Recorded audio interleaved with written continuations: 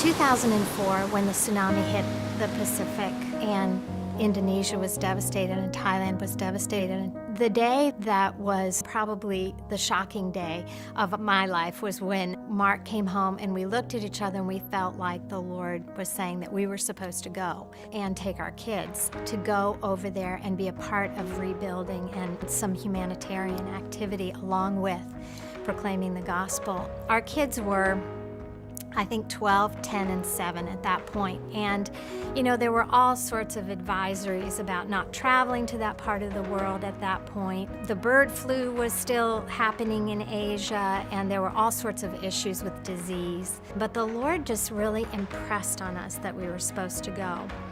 And I remember the moment that He impressed that on us, my fear level rose to new heights. So I spent the next probably 5 months really wrestling with God about going. And I kept looking for every way possible to get out of this. But it seemed that every conversation I had, the Lord just reiterated that we needed to go as a family. Well, there were no other families going. It was going to be a pretty rugged environment. It was going to be a very, we just actually didn't know what we were getting into. I remember about 3 days before we were supposed to leave, I kept saying, Lord, take this away, take this away. And one of our kids was running around the house and ran smack into a concrete wall with his knee. And my first reaction, what kind of mother is this, was, yes, he's going to break his knee and we won't have to go.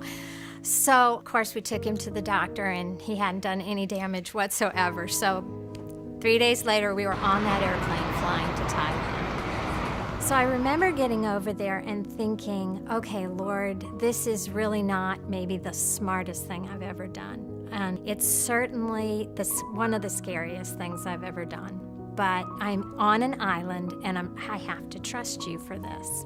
It was an unbelievable scene of devastation because there were just foundations left of houses, nothing else. And everyone we talked to had lost somebody in their immediate family in that tsunami. But while we were there, we were able to share the gospel with people who'd never heard it before. We were able to participate in building houses for people who had lost everything, and even saw a church started there. But probably the most incredible thing for me was being on the airplane flying home and listening to our 3 kids talk about the experience and how the Lord met them and how defining that opportunity was for their faith journey themselves. And who am I to keep my children from having their own faith experience with the Lord out of my fear, to rob them of being exposed to people all over the world, having the opportunity to engage. It gave Abby incredible opportunities,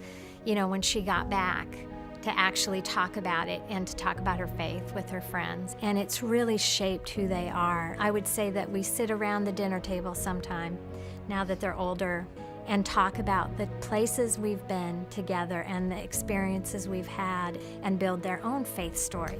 So stepping out in faith is never, ever easy because it's not by sight. And even at those places where your fear feels overwhelming and all of the common sense in the world says, don't do this. But you know in your heart that God has said, step out, believe me for this, and I will bless it more than you could possibly imagine. Do it. Because obedience is always honored and rewarded by the Lord. Even those places where, particularly with your kids, as a mom, the hardest thing to surrender is the well-being of your children. And yet I have to always be reminded that God is far more concerned about them than I ever could be.